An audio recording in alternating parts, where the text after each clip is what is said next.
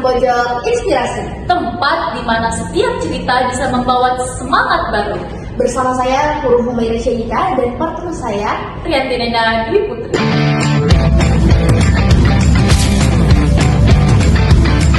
Kita akan mendengar kisah inspiratif dari sosok hebat yang masih duduk di bangku kelas 11 SMA Negeri 9 Goa. Yuk langsung saja kita mulai obrolan hari ini dengan mengundang Andi Azizi Anugrah.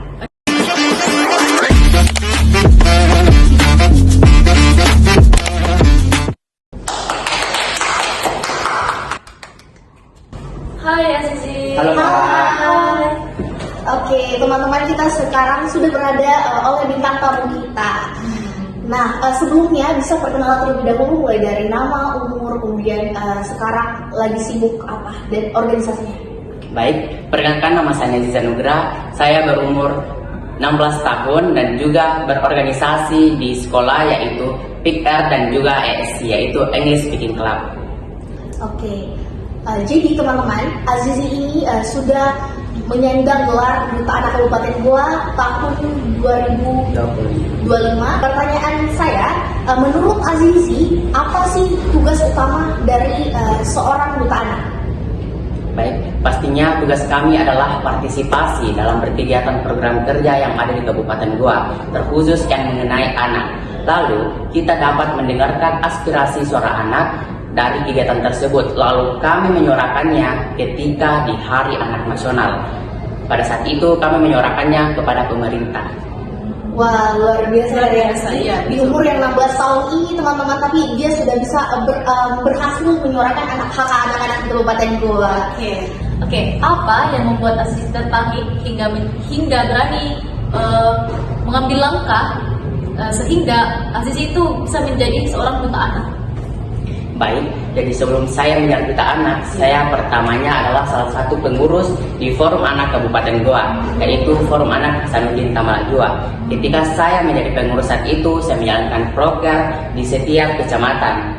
Dan saat saya mengikuti proker itu, saya juga memiliki niat untuk menjadi ikon seorang anak, yaitu Duta Anak Kabupaten Goa tahun 2025. Oke, kita melangkah ke pertanyaan selanjutnya. Apa sih tantangan yang dihadapi Azizi ini sampai berani dari seorang pengurus Forum Anak Hasanuddin Tamalajua kemudian saya ingin menjadi duta anak? Baik, jadi tentunya masalah yang saya hadapi yaitu pertama adalah mengatur waktu saya, di mana ada pendidikan saya yaitu sekolah saya, organisasi saya dan juga les saya.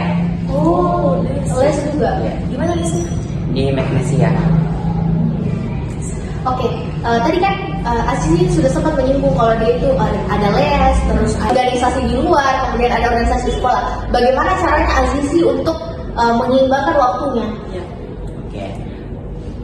Ketika saya mengembangkan waktu saya, yang pastinya saya dulu mempermasalahkan yaitu prioritas, yang mana akan saya kedepankan dahulu. Yang utama adalah pendidikan saya, sekolah saya, karena sekolah saya adalah jalan untuk menuju masa depan saya.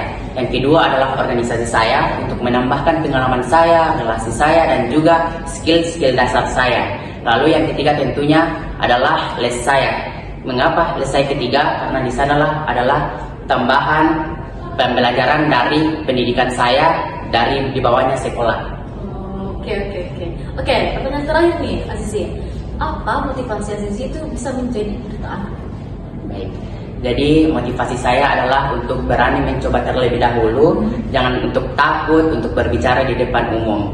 Karena ketika kita sudah berani, pasti yakin dan percaya kita pasti bisa menjalankan itu. Oke. Baik teman-teman, mungkin itu saja yang dapat kami sampaikan dari cerita inspiratif Azizi ini. Kita bisa belajar bahwa kita tidak hanya bisa belajar di satu lingkup saja, melainkan di banyak lingkup. Dan teman-teman juga tidak perlu khawatir untuk berani mencoba hal-hal baru, di mana Azizi menjadikan motivasi ini sampai dia bisa berhasil mengemban sebagai Duta Anak Kabupaten Goa. Dari seorang pengurus menjadi seorang ikon atau role model sebaya bagi anak-anak dan menyuarakan suara anak di Kabupaten Goa. Baik teman-teman, itu saja sesi podcast kita kali ini. Dari Pojok Inspirasi kita akan menutup dengan sebuah tagline. Pojok Inspirasi, dari pojok kecil lahir inspirasi besar.